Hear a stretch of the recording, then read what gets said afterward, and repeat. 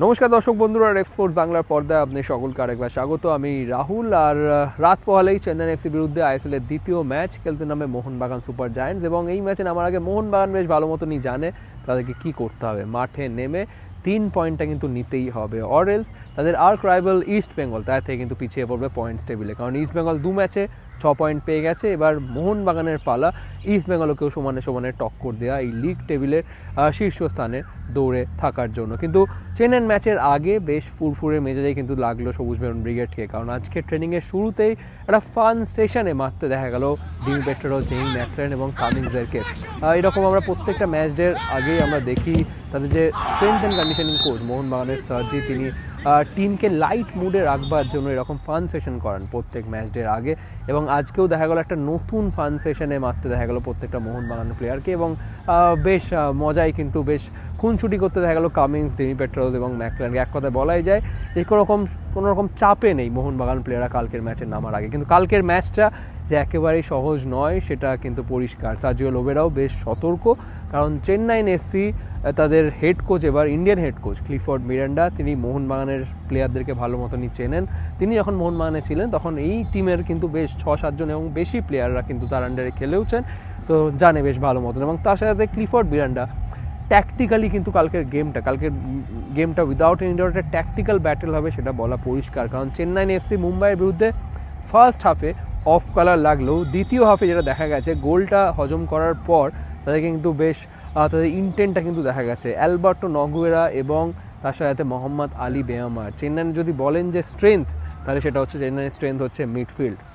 মোহাম্মদ আলী বেয়ামার এবং তার সাথে নামতে, যে মোহনবাগানের আগে খেলেছে, এই দুজন কিন্তু তাদের মিডফিল্ডের মূল ভরসা, এবং তার সাথে প্লে মেকার হিসেবে অ্যালবার্টো নগুয়েরা। সুতরাং কালকের ম্যাচে বলাই যায় যেই মিডফিল্ড ব্যাটল যে টিম জিততে পারবে সেই টিমই হয়তো ম্যাচ থেকে 3 পয়েন্ট নিয়ে মাঠ ছাড়বে। মোহনবাগানের মিডফিল্ড যদি দেখেন, অনিরুদ্ধ থাপা, আপুইয়া, দুজনেই কিন্তু ইন্ডিয়ান মিডফিল্ড। এর আগেও হোসে মলিনা যখন কোচ ছিলেন তিনি কিন্তু বলেছিলেন যে যেই টিম যখন লো ব্লক করে, অনেক টিম যখন কারণ Mohun Bagan is a champion team, যারাই মোহনবাগান বিরুদ্ধে খেলতে নামে তারা অনেক সময় একটু ডিফেন্সিভ অ্যাপ্রোচ নিয়ে খেলতে নামে আইএসএল, এবং এটা পরিষ্কার আগের বছরও কিন্তু দেখা গেছে। তো তখন মোহনবাগানের ক্ষেত্রে একটু চাপ হয়ে যায় পেনিট্রেট করা, যেটা কেরল ম্যাচও কিন্তু একটু হলেও কিন্তু নজরে এসছে। সুতরাং কালকের ম্যাচে সেই একই প্রবলেম যদি আবার দেখা যায়, অবাক হবার কিছু নেই। কিন্তু সার্জিও লোবেরা বলেছেন, তিনি কিন্তু এটা অ্যাগ্রিও করেছেন যে এটা ঠিক যে চেন্নাইনও যে লো ব্লক করতে পারে মোহনবাগানকে, কারণ তারাও কিন্তু প্রিসিজনটা তাদেরও কিন্তু একটা শর্ট প্রিসিজন ছিল, ঠিক কেরালার মতন মাত্র 15 দিনের প্রিসিজন নিয়ে তারা আইএসএল খেলতে নেমেছে।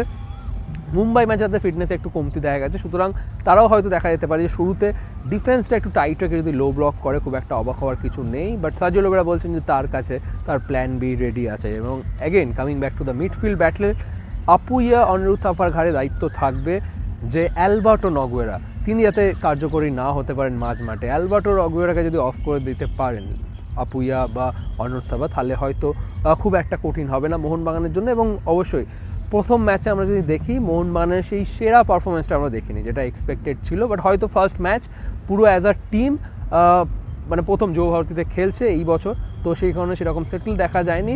বাট সার্জিও লোবেরা বলছেন যে সেকেন্ড ম্যাচে আপনারা দেখবেন যে টিমটা আরও বেটার বা ইমপ্রুভ পারফরমেন্স করবে। ফার্স্ট ম্যাচে নিরিখে তিনি কোনো প্লেয়ারকে জাজ করতে চান না, তো সেকেন্ড ম্যাচে তিনি এক্সপেক্ট করছেন যে ফুটবলাররা অনেকটাই ভালো করবে। কালকের ম্যাচে প্রথম একাদশে any changes I don't thinks, আমার মনে হয় না কোচ লোবেরা প্রথম একাদশে কোনো বদল আনবেন।